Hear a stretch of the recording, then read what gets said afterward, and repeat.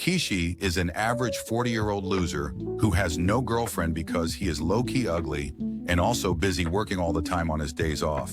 He tends to his kitchen garden and watches generic Isekai anime one day. As he is in the middle of doing some online shopping, he suddenly vanishes. And the very next moment, he finds himself in a forest thanks to Shrek's mischievous niece. He has no clue about what is happening, but as he sees the skeletal remains of a KN and some flowers that he has never seen before in his life, he realizes he is far away from home, since he has always been a weeb. He tries to open a status window, and when it actually pops up in his face, he freaks out and falls to the ground. Now certain that he is in another world without the help of almighty Truck-K, Kishi takes a moment to process that he is living the dream of every anime fan out there. He then checks his status window that only has the item box and trash options in it, and there is nothing like his base stats. Also, there is another option called Shangri-La, which is the name of the online shopping website Kishi uses most often, since he doesn't trust Bezos with his credit card data. He is surprised to find that he can access the site using his system window, and then checks out the item box by placing a plant inside it. Kishi fiddles around with the trash feature a bit to find that he can remove the mud clouds from the plant and dump them outside without bringing out the plants. Suddenly, he starts feeling hungry and decides to try the shopping app, but unfortunately, he has no money to buy anything. He wonders if he can sell something and tries with the plant in his item box. The item box tells him that it is weed, but not the kind that fetches you money. Kishi thinks there is no hope when his eyes fall on the sword in a skeleton's chest. He sells the sword for 98,000 yen, and that is more than enough to feed him for a few days. He also buys a shovel to make a grave for the dead warrior, then buys a bicycle to move quickly through the forest, and a monocular to see his surroundings. He begins to look for a settlement and comes up with a business plan to sell things from the modern world to the ignorant peasants here one evening. As he is having a comfortable dinner, he sees a bunch of dog-like monsters approaching him. He freaks out and begins looking for weapons online. But obviously the app was not based in America, so he doesn't get anything useful. He first throws some fireworks at the monsters, but that doesn't scare them much. Luckily, he finds a slingshot, a weapon that he knows how to use. Even though his aim is worse than a stormtrooper's, he manages to hit a couple of monsters after wasting a few bullets, and they decide to retreat quickly.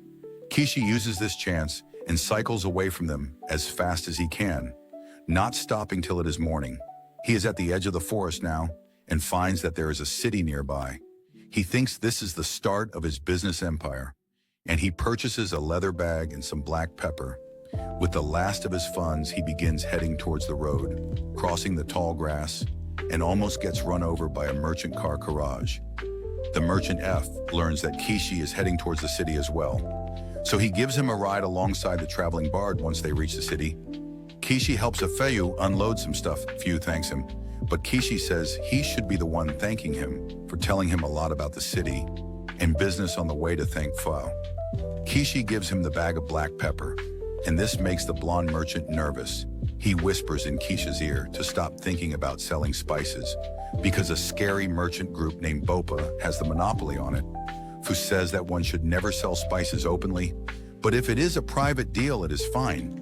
He begins looking for his purse, but Kishi says that he doesn't need money. Fu replies that as a merchant, he loves getting things for cheap, but never for free. He gives Kishi some copper and silver coins whose value is 50,000 yen. And Kishi is shocked because he got the black pepper for just 950 yen. After that, he walks around the city for a bit before finding a cheerful girl named Alia greets him at the inn and starts making small talk while registering him. She finds that Kishi wants to be a merchant, but he can't read or write the language of this country. She tells him that if he can't read and write and do basic math, the merchant guild won't accept him. Kishi asks her to teach him how to read and write because he is already good at math, and in exchange, he will give her candies from another country. His honey trap works on Elia, who learns the true meaning of happiness on eating kanseis that would usually be far beyond her reach. She begins to teach Kanishi how to read and write their language, and he picks it up quickly because it is not much different from Japanese. While he practices, Elia makes herself comfortable in his room, and she starts seducing Kanishi because she is sure that he will become a successful businessman. Soon Kishi tells her not to bother with him because he is old enough to be her father. But Elia is ready to call him Daddy Kishi. Then gives her a Titanic-style sketch of her, and as Aaliyah is so intensely raised by that, she immediately jumps on him and lets him clap those cheeks the next day. Kishi goes to the merchant guild and gets his ID, which is like a small wand. After that, he takes a stroll around the market, learning the value of various items. A fruit vendor grabs his attention with her melons and asks him to buy something from her. Kishi doesn't even know about the fruits of this world, but he buys them and then asks Ilya about them later. She tells him about the fruits and then asks if he managed to get his merchant licensed. Kishi shows her the wand and she starts prancing with joy because now her sugar daddy can start earning the next day. Kishi does some carpentry to create a stall for himself while Ilya is watching over him. She notices the wooden cloth clips and tells him that he can sell them because they don't have good cloth. Clips here after that. Kishi goes to the market and takes the spot next to an old lady. As he pulls out his stall from the item box, the woman gets surprised and comes to check up on his wheeze. She finds that he is selling high-quality items, but what catches her attention the most are the wooden clips. She buys some from Kishi and then introduces herself as Anima, a veteran merchant. Soon the customers start coming to their shops and most of them buy Kishi's wooden clips. Thanks to that, Anima also gets more business than usual. Soon a young blonde man comes to his shop and seeing his clothes and his sword, Kinishi realizes that he must be fairly rich. The man is interested in knives and he asks Kishi if he has anything bigger than the things on display. Kishi begins looking through the shopping app to find a bigger knife, and he soon finds a hunting knife that wins over the man's heart. He asks for the price, and seeing that the customer likes the hunting knife too much, Kishi prices it at a gold coin, while the man debates if he should buy the splendid knife for a high price. A cat-eared furry appears before Kishi and starts sniffing him. He is taken aback by this because he is not into worries, and then the cat girl licks his nose. Just then, her friends come there and smack her for misbehaving. And Kishi finds that they are authentic furries. He gets freaked out on seeing them, and then makes an excuse that he has never seen any beast folks before, so that he doesn't sound racist. The cat people want mats like he is placed on the top of his stall, and Kishi does the calculation for them. They start staring him down because they don't trust anyone who does math too fast. But when the blonde guy assures them that Kishi's math is legit, they take the deal. Anima tells Kishi that beast folk are dyslexic when it comes to math, so he shouldn't mind them. On the other hand, the blonde guy is also impressed by Kishi's honesty with the naive beast folk, and he decides to buy the sword from him. Kishi then returns to the inn and gets a better room with the profit he has earned in a day. He begins to think about the system window and the shopping app and wonders how it even works. He doesn't understand anything even after trying, so he calls it a day and goes to sleep. A couple of days later, Kishi decides to sell some cheap jewelry, hoping that it is attractive enough to some rich lady. Anima is quite impressed with the collection herself, and she asks Kishi about his supplier, but he tells her it is a secret. Just then, a maid who bought the cloth clips yesterday comes to Kishi's shop again, and she orders 100 clips at once. Kishi is surprised by the huge order, but he is glad to get more business as he is busy counting the clips. The maid begins eyeing the jewelry. Kinishi tells her that each necklace costs 6 small silver coins, and the girl is quite surprised because it is cheaper than she thought. Kishi offers to keep a necklace reserved for her in case she needs time to decide, and she takes up the offer. The business keeps booming throughout the day, and in the evening, the cat people come to see Kishi again. He is intimidated by the look on their face, but it turns out they are here to buy some spices from Kishi. They tell him that the girl has the sharpest nose among them, and she smelled spices on Kishi last time. They beg him to sell some spices to them because they really like spicy food. But Anima tells them to stop making demands that will put Kishi on the radar of the spice mafia. Kishi affirms, saying that he can't sell them any spice. But when the cats gravel before him, he decides to come up with a loophole. Instead of selling them spices, he decides to treat them to spicy food by the riverside. And Anima asks if she can tag along too. He agrees, and then the cats waste no time as they grab Kishi and run to the river. It is already night by the time they reach the river, and while Kishi and Anima prep the vegetables and spices, the cats catch some fish for them. Kishi cooks a spicy curry for them, and the cats love it. They begin craving some alcohol to go with it, and Kenichi has got them covered in that department too, as the cats drink and dance. Anima tells Kenichi that he is too kind and trusting, and that can create problems for him. In the future, Kishi doesn't think too much about it and spends the rest of the night partying with the cat people and then snuggling with the girl named Mayu the next morning.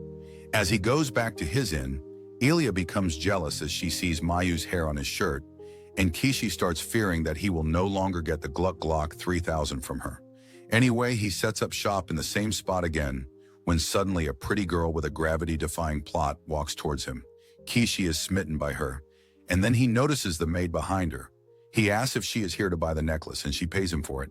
The maid shows the necklace to her master, who is impressed to learn that it is just polished glass and not diamond despite its looks. She takes a look at other necklaces too, and asks Kishi if he has more. He pulls out some more from his item box, and the girl is left speechless. She introduces herself as Primula, the daughter of the owner of the prestigious Mao Trading Company, and requests Kenichi to meet her father. Kishi turns to Anima for advice, and she tells him that the owner of the Mo Company is a good man who is respected by everyone in the city. Kenichi immediately takes up the chance to form connections with a major business group on the ride to her home. Primula tells Kishi that she was trying to copy his wooden cloth clips, but her craftsman couldn't get the spring right. Kishi doesn't mind that, because he knows things like this are bound to happen in business soon they reach her mansion. And though Kishi is impressed by it, Primula tells him that it is nothing compared to the mansion of nobles. Kishi then meets Prima's dad, Mr. Mao, who assesses the jewelry he has. He then reveals that he also has an item box, and that was the main reason his business grew so big after drinking tea and cracking jokes. Mo gets to business and asks Kishi to become his company's exclusive supplier. Kishi asks why he doesn't just buy the items from him for cheap and resell them at a higher price. And Mo says it would be the most foolish thing he can do as a businessman. He explains that it will hurt his relationship with Kishi, which he doesn't want. Also, if one of his rivals uses this chance to sign an exclusive contract with Kishi, it would be the worst thing for him. He says that he believes in building trust with talented merchants to grow together, and then offers Kishi 50% of the profit from selling the jewelry. Kishi gladly takes the deal without negotiating, and then supplies some pretty breasts to Mo as his first shipment. However, instead of letting them do business with it, Primula decides to buy them all for herself. She offers Kishi 10 gold coins for all the breeze, and it takes him a bit of time to realize that he is getting 2 million yen from this deal. Now that he has a fair amount of money to his name, Kishi decides to get a house outside the city so that he can live a slow and peaceful life. He picks out a nice area near the city border and then purchases a lawnmower to cut the grass and create a rough road. He then buys a gas-powered chainsaw to fell some trees, which takes him all day. He decides to put the trees inside his item box, but they are too big to fit inside.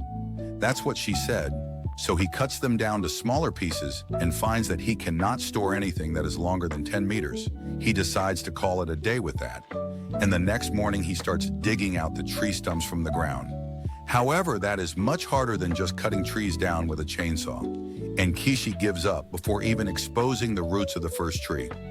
He buys a second-hand mini excavator to pull out the tree stumps, but that cost him 1.2 million yen, which is almost half of his total net worth. On top of that, he finds that the excavator needs diesel to run, and they don't sell it online. The closest thing he can find is some camping fuel, but that is much more expensive than normal gas. However, Kenichi has no choice but to keep investing money in the excavator if he doesn't want it to be a piece of junk. He also purchases a diesel generator to see if the camping fuel can power it, and he is successful in running the diesel. And the excavator. Later at night, he takes a bath in the river, but the bug bites all over his hands, start itching. He remembers Ilya telling him to buy bug-repellent magic stones from the tool store at the edge of the market, and goes there the next morning. He finds an old magician who runs the shop, and he is really curious about Kishi. After learning that he is from another country, he tells Kishi that a bug-repellent stone is worth 3 silver coins. But when Kishi gives him oranges, a fruit that is not found in this country, the old man knocks down the price to 2 silver coins. Later, Kishi opens his store again, and Anama tells him that the old man knows a lot of things. She tells him to be on good terms with him, because he can help him out with a lot of things while talking. Keisha's attention goes to the wanted posters on the wall, and Anama tells him that they recently increased the bounty on Shaga, the leader of the bandits in this area. Kishi doesn't care much about the bandit guy and returns to his plot after concluding business for the day. Using his excavator, he easily digs out the tree stumps and flattens the area to lay the foundation for his house. However, the problem is that he doesn't have much money in his account after the recent shopping spree, and he needs to save a lot before starting to build his dream house to earn some cash. Quickly, Kishi goes to Malo's house with powdered sugar, kept in the same pot that he used to keep his grandma's ashes. Mao snorts the sugar and thinks that it is a high-quality product, but unfortunately, he cannot buy it. He explains that the country holds the exclusive right to buy sugar and salt, so Kay can't sell it to others.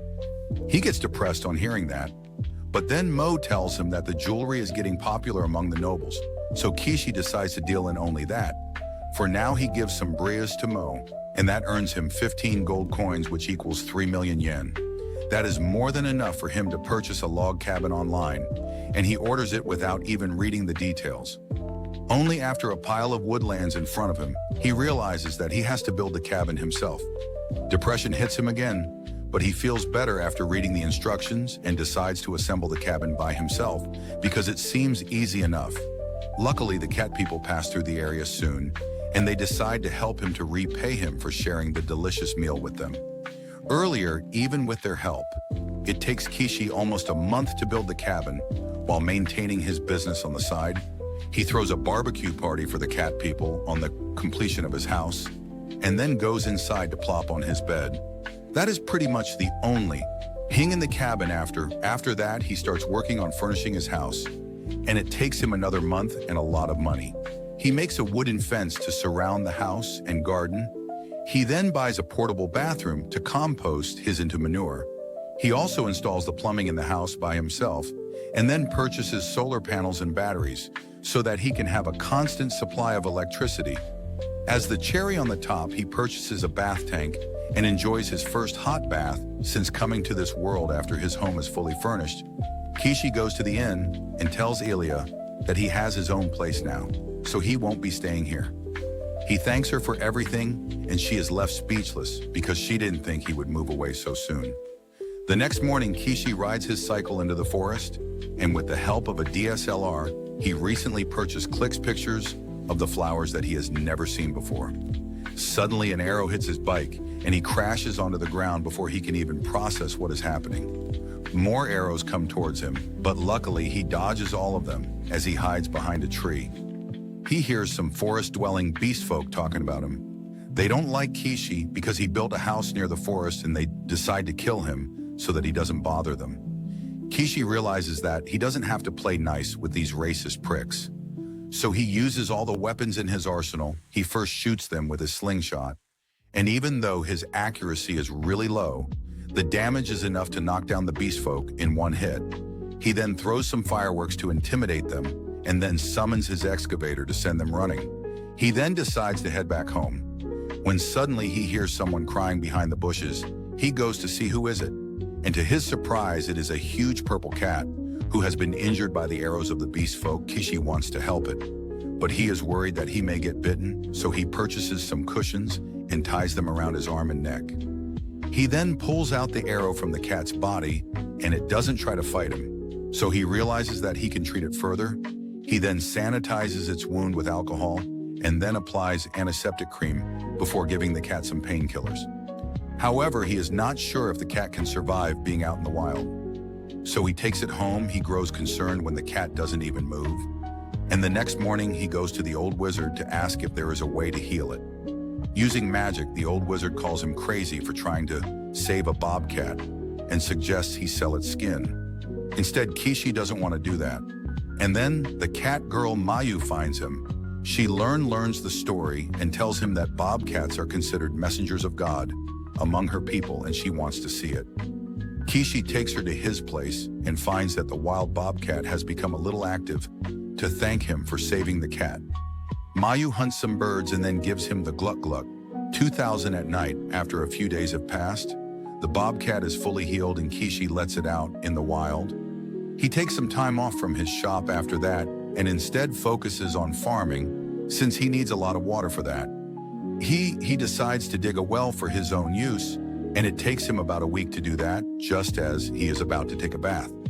Primula comes there looking for him. She says that she was worried because he had not opened his shop in a while. But thankfully, Mayu told her about his house. She is surprised on seeing the things around the house, though especially the excavator. Kishi can't tell her the truth, so he says that it is his familiar and asks her to keep it a secret, that he can use magic. Primula believes him and agrees to keep his secret safe. And then Kishi realizes that it is already past time for the city gates to be closed. Primula tells him that she will stay at his place and she has no issue at all about sharing a bed with him. Just then her gaze goes to the water-filled drum, and on learning that it is a bath, her face lights up. She takes a bath soon but gets scared on hearing the sound of wild animals and asks Kishi to stay close to her. After that, he gives her a bathrobe and a nightdress, and Primula senses huge business potential. In both these items, she tells Kishi that he should sell them because they would be really popular among the nobles. But he tells her that he doesn't want to do anything with those inbreeding who think they own the world. He then makes a sketch of Primula to rise her up, which makes her really happy, but she doesn't give him the chance to clap those cheeks the next day as they ride a carriage to the city.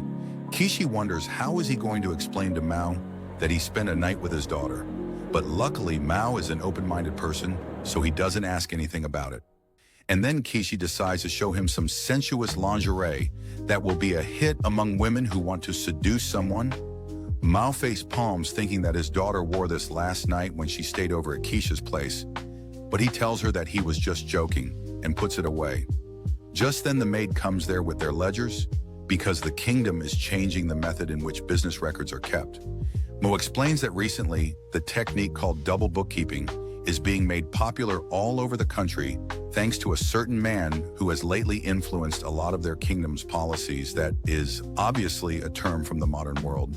And Kishi begins suspecting the man who invented this system here. After that, Mao takes him outside to show him the new product his company is working on. And to his surprise, it is a hand pump. Mao says that it is also a new item that is gaining popularity in the market. So he wanted to build before his rivals after seeing the hand pump. Kishi is certain that there is someone else in this world from the modern world.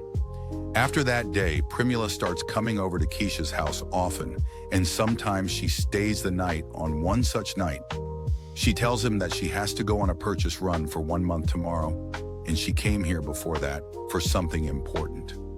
She asks Kishi to show her the racy lingerie he showed her father as a joke earlier, and he asks who does she want to seduce it with. She begins flushing red as she tells him that she wants to take a chance on him, but Kishi tells her to find someone closer to her age. Primula says that she is fine with the age gap, and even her father approves of him. This gives Kishi a headache because he doesn't want to make any serious commitments now. But he still allows Primula to cuddle with him all night. The next morning, after she leaves, the blonde knight who once bought a hunting knife from Kishi comes to his house and introduces himself as Paul. He says that he is here to investigate complaints about a shady man living in the forest. And though he trusts Kishi, he is suspicious about the solar panels. Kishi says that they are related to magic and then asks him to keep it a secret. Paul tells him that his silence will cost him, so Kishi gives him some high-quality steel bars to forge swords and a bottle of wine. Paul is so impressed by him that he decides to tell him about a unique magician in the capital who has the power to summon a sauce called mayo. And he can also defeat a dragon. With that, Kishi is shocked to hear that. But now he is even more certain that this mysterious magician is from Earth. Thanks for watching. If you enjoyed this recap, don't forget to like, subscribe, and hit the bell icon for more thrilling anime content. Stay tuned for the next adventure with GBJ Recaps.